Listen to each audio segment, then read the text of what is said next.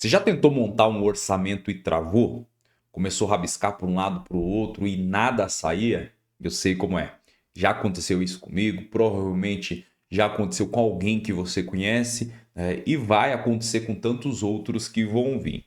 Pelo seguinte fato, nós normalmente não recebemos nenhum tipo de treinamento para fazer um orçamento de obra, assim como um cronograma e a gestão num todo. Então a gente normalmente falha por falta de conhecimento, tá?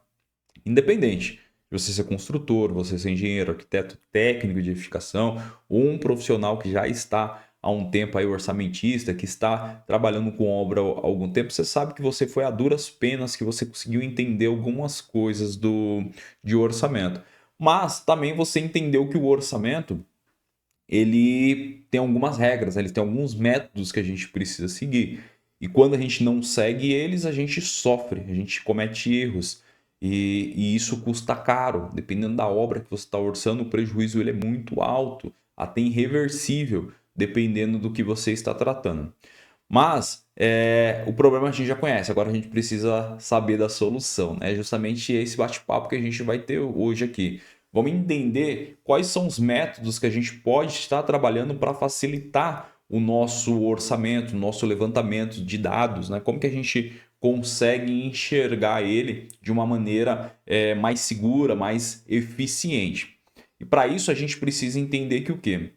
Existe um passo a passo fundamental que a gente precisa seguir. Nós aqui adotamos 6 fundamentos que a gente trabalha para poder conseguir fazer um bom orçamento. Talvez você tenha uma técnica diferente, talvez outro tenha uma técnica melhorada ou diferenciada, vamos dizer assim, mas essa é uma técnica que funciona e a gente sempre recomenda para quem está fazendo a operação com a gente, para quem está chegando, faz parte do treinamento, é entender que inicialmente você respeita essas 6 etapas fundamentais. Com o tempo você pode melhorar. E se você achar que uma delas não faz sentido, você apresente uma melhor para a gente poder atualizar nossa instrução de trabalho, certo? Vamos falar da primeira aqui para a gente começar a enxergar o norte. A primeira que a gente precisa ter antes de começar qualquer orçamento é fazer uma boa leitura e interpretação do projeto que nós vamos orçar, tá? É fundamental a gente entender. Talvez você vai falar assim, Robert, mas que besteira isso, a gente já faz isso já. Será? Será que você faz uma leitura e uma interpretação do seu projeto? Será que realmente quando você pega, você está olhando um projeto como um todo? Por exemplo, muitas vezes você recebe um projeto e você não se dá conta de qual que é a topografia do terreno, a localidade. Você só está orçando. Na escritório normalmente acontece isso. Chega o projeto para nós, chega por e-mail e a gente não tem essa ideia de como é. Primeira coisa que a gente deve fazer é o quê? Dar um Google. Vai lá no Google Earth, no Google Maps, verifica como que é essa região. Tá? Se tiver imagens, foto, até melhor. Se puder ir no local, melhor ainda. E quanto às pranchetas, né? As pranchas, é importante você analisar. Deixa eu ver aqui esse projeto. Olha, tem um projeto aqui de hidráulica, tem um projeto de elétrica, eles estão compatibilizados, né? Que escritório que fez esse se não foi nós? É importante você se atentar ao detalhe, entender, né? Olha, é um projeto aqui de alvenaria estrutural, um projeto que é 2 pavimentos, tudo esses detalhes fazem parte. Por quê? Porque aí a gente vai para o segundo pilar, que é a identificação dos serviços e insumos. Uma vez que a gente estudou bem o projeto, a gente sabe, por exemplo, vou fazer uma casa, sei que é de alvenaria, vou estar usando qual tipo de bloco? Opa, já vi lá que é um bloco de concreto, não vai ser um bloco de cerâmica. Oh, legal. E agora, o que, que eu tenho para fazer? Ah, eu tenho uma sala, eu tenho uma cozinha. Quantos metros são esse perímetro? Será que eu posso só simplesmente pegar o dados da informação do projeto e multiplicar? Aqui está falando que é 50 metros, por exemplo, de residência. Será que se eu pegar 50 metros e dividir pelo bloco já está tudo certo? Né? Isso é uma dúvida muito comum que as pessoas têm. A gente precisa entender o perímetro, saber quais é as paredes realmente que a gente vai estar utilizando esse bloco. Será que na parte interna não vamos usar um bloco diferente? Ou vai ter alguma coisa que vai usar o tijolo e não mais o bloco? Um segundo pavimento não vai ser feito de bloco, vai ser feito de tijolo. Tudo isso você precisa estudar, tá? Então, aí ele entra a primeira parte, que é a leitura e interpretação do seu projeto, mais a identificação do serviço. e, consequentemente, os insumos que você vai usar. Uma vez que você já sabe que tem que fazer a alvenaria, já identificou o que é de bloco, você sabe que você vai precisar ali de massa. E aí a gente começa a abrir os leques, né? Que é o quê? Vou comprar essa massa, vou produzir essa massa, o que mais que eu vou ter nessa alvenaria? Eu vou ter que fazer uma canaleta, a cada 7 fiadas eu tenho uma canaleta, quantas fiadas eu tenho aqui? Né? Tem verga, contra-verga, essas coisas eu preciso saber, a abertura realmente da porta, quantas portas. A gente começa a listar e criar uma estrutura, né? Que a gente chama de EAP, é saber o que eu tenho que fazer e depois eu vou organizando para deixar ela de forma sequencial. A partir do momento que eu faço os dois, agora sim eu preciso um pouco mais a fundo. Já sei o que eu vou fazer, já entendi qual é o material, qual é a tipologia, agora eu preciso levantar o material. Vamos lá ver realmente se toda a parte externa a gente está trabalhando com um tipo de bloco, se a parte interna é um outro tipo de bloco, se a parte superior eu vou estar trabalhando com tijolo, por exemplo, de cerâmica, a laje será o mesmo, a laje do primeiro pavimento vai ser igual a do segundo pavimento, posso estar mudando alguma coisa, ali é a hora dos detalhes que eu começo a quantificar quantos blocos eu preciso, quanta areia eu vou precisar, quanto de massa eu posso comprar se eu não for fazer ali a argamassa, cimento, areia, cal, pedra, todo o material, o cal você pode substituir pelo aditivo, né? Hoje a gente já substitui, mas tem várias coisas que é o levantamento ali quantitativo que vai determinar. E eu aconselho vocês, neste momento, quando vocês fizerem o levantamento quantitativo, principalmente quando a gente estiver falando de casa, né, de residência num todo, mas principalmente quando a gente vai falando de rede de infraestrutura, separem por área, tá?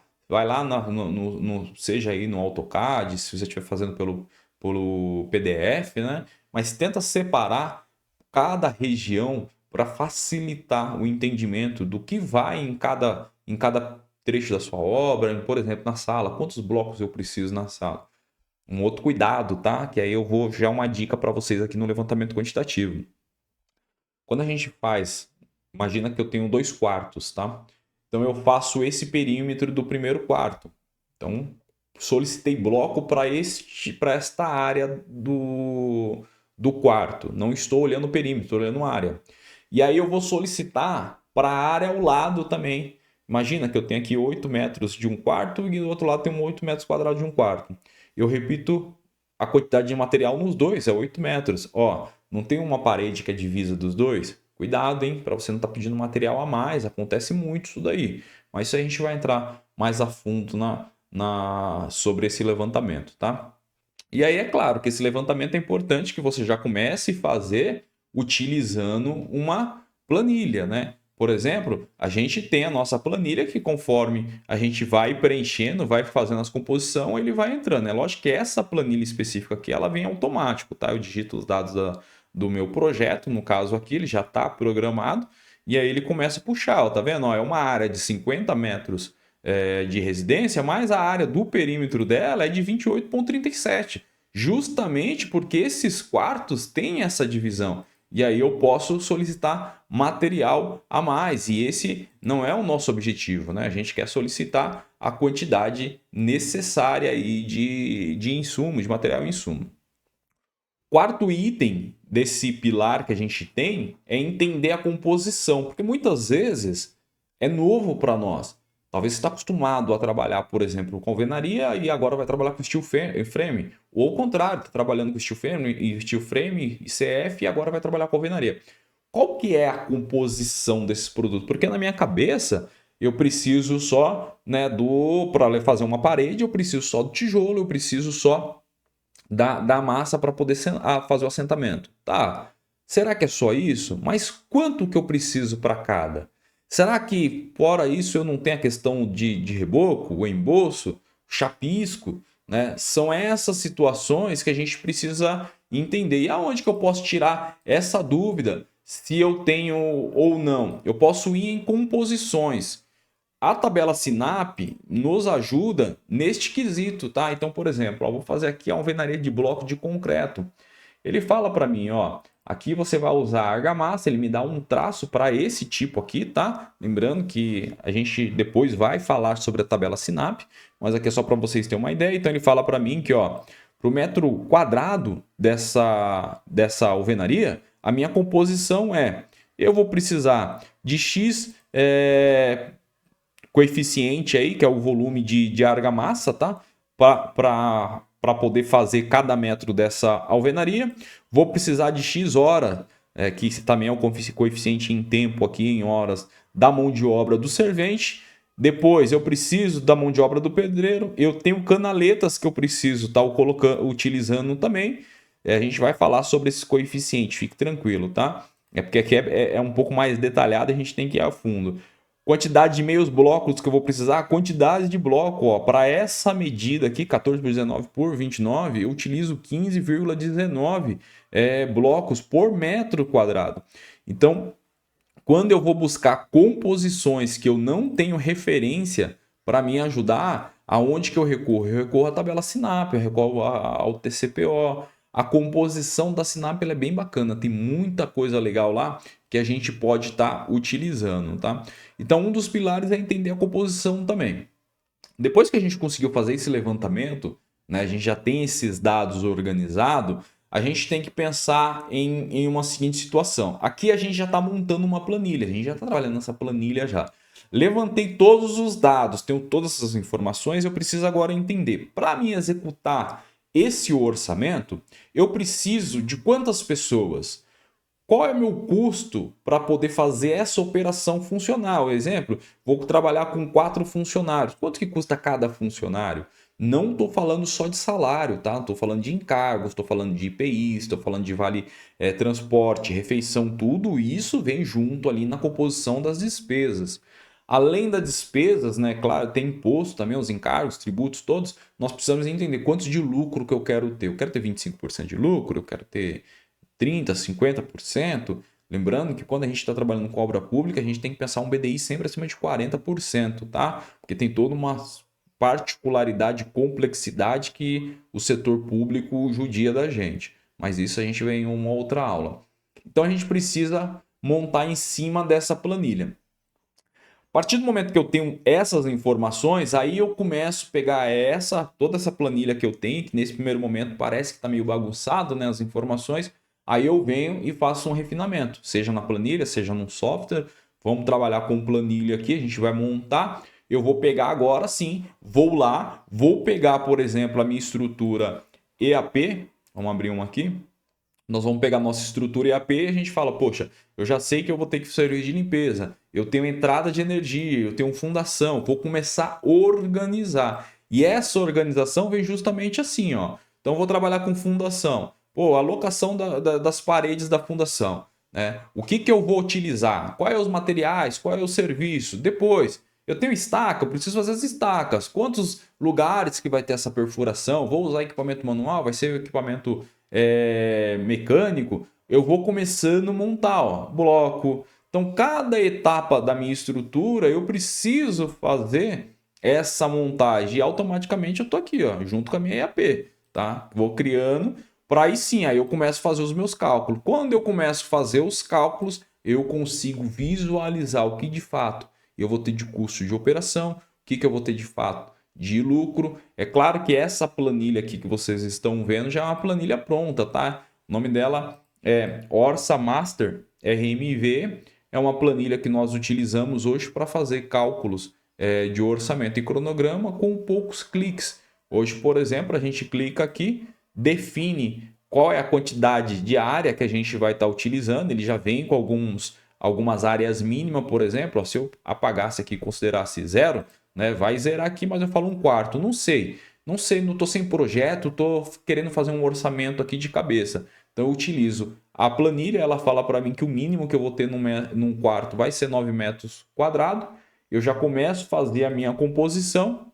Aqui em cima eu determino se vai ser uma casa térrea ou um sobrado, se vai ser um acabamento popular ou médio. E quando eu faço as escolhas dos itens aqui, ele vai gerando informação para mim. Inclusive eu posso colocar, né, o tipo de bloco que eu vou estar utilizando, se vai ser um bloco, a medida dele, se a minha telha, a minha cobertura vai ser colonial, se vai ser fibrocimento. E a partir do momento que eu coloco essas informações, assim como as informações do terreno também, né, eu posso colocar aqui quantidade de metros lineares de muro, se vai ter portão, se não vai ter. Neste caso aqui, ó, vai ter portão pedestre? Sim, coloco lá. Quando eu preencho terreno, preencho projeto, eu já tenho uma lista completa de material com os valores sem o BDI que eu vou gastar para poder executar essa residência. E se eu quiser ver o valor com o BDI, eu tenho um valor também de mão de obra, tá? Tudo aqui está sem BDI. Eu posso estar indo lá no meu painel, ele vai mostrar os valores para mim, valor de composição do custo sem o BDI, o valor com o BDI, e aqui eu já tenho todo um cenário, já um detalhamento de quanto que eu vou gastar em cada atividade, enquanto que eu vou lucrar. Lembrando que essa planilha aqui é a única que vem separado material e mão de obra, além de muro e residência separado. Normalmente, nos orçamentos, sempre fica para fora a questão do muro, né? E a gente, na hora de executar, tem a surpresa aí de não ter orçado o muro e o cliente quer que você faz de graça, certo? Então, para essa aula aqui, para não ficar extensa, a gente precisa entender que o quê? Nós precisamos ter um processo. Então, para a gente montar do zero entender o projeto, listar os serviços que a gente vai estar executando, a gente precisa quantificar tudo que vai estar no nosso serviço, na nossa obra, por isso da importância de estudar o projeto, consultar as composições para não ficar nada de fora, principalmente se você não tem familiaridade com o serviço que vai ser executado, dá uma sondada lá no TCPO e na Sinap, tá? Precisamos calcular os encargos e os BDIs da vida aí, ou seja, toda a despesa que eu vou ter, mais o lucro que eu quero ter para me formar meu BDI e poder aplicar. E por último, refinar essa planilha de modo que a gente consiga entender o que de fato tem nela, qual é o material que eu preciso ter, quanto que eu vou gastar de mão de obra, o tempo é muito importante. Quando você já faz o seu orçamento, você já começa a calcular também a questão de tempo, certo? Próxima aula eu vou mostrar um pouco mais como que a gente vai entrar na Sinap, usar a Sinap, porque a Sinap vai ser a planilha aí de referência para nós, para as nossas próximas aulas, ok? Então, a gente se vê aí na nossa próxima aula. Vamos falar um pouquinho da planilha da Sinap, que é da Caixa, junto com o IBGE.